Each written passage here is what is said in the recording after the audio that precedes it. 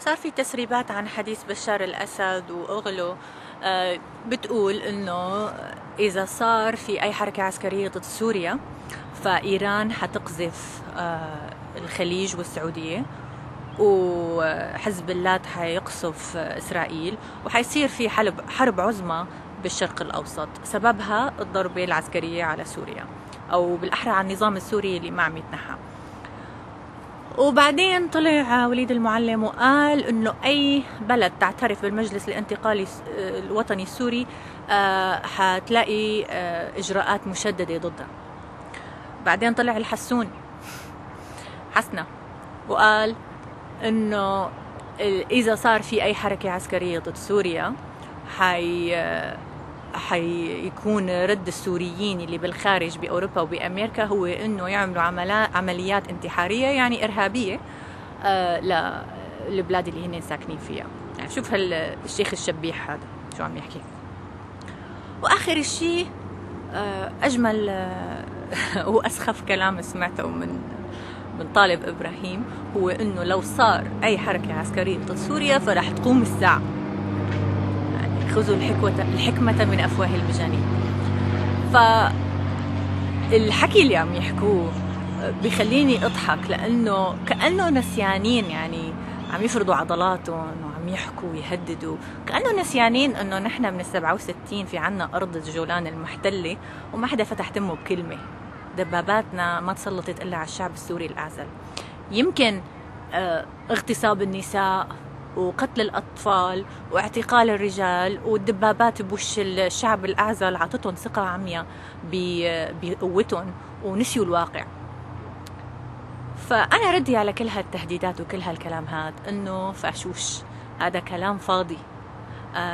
ولو إنه سوريا حليفة لروسيا وإيران ولحزب الله، بس ما حدا حيخاطر بوجوده الشخصي، وجود بلده، بسبب حليف ممكن يزول ويجي غيره يضل حليف.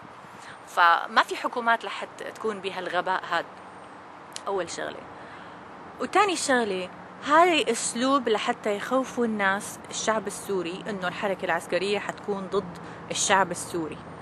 الحركة العسكرية إذا صارت حتكون ضد النظام وقواعده، وضد الدبابات اللي عم تهجم على الشعب الأعزل بكل مدن سوريا. فهذا مو يعني كلام فاضي.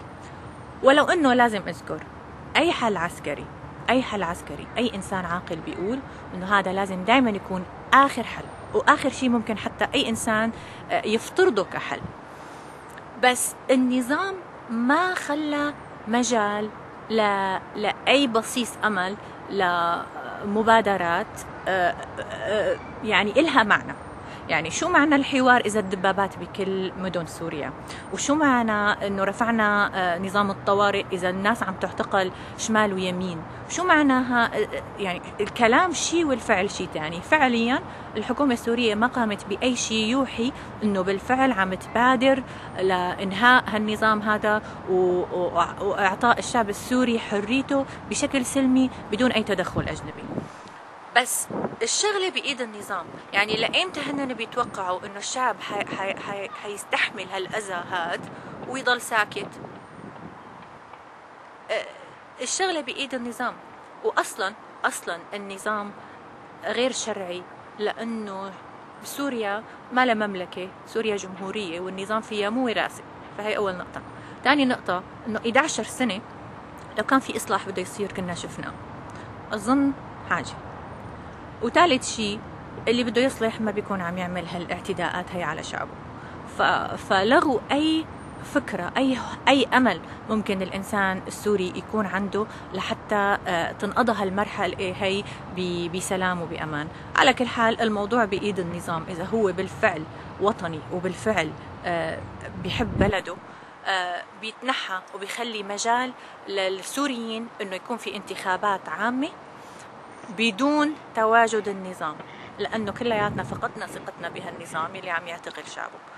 فلذلك قبل ما تقولوا إنه مندسين ومؤامرات وكلام فاضي، هاد الناس اللي بالسلطة لازم تراعي حق الشعب، ولازم يكون عندها ذرة حب لوطنها ولحتى تمنع أي تدخل غربي أو أجنبي بشكل عام.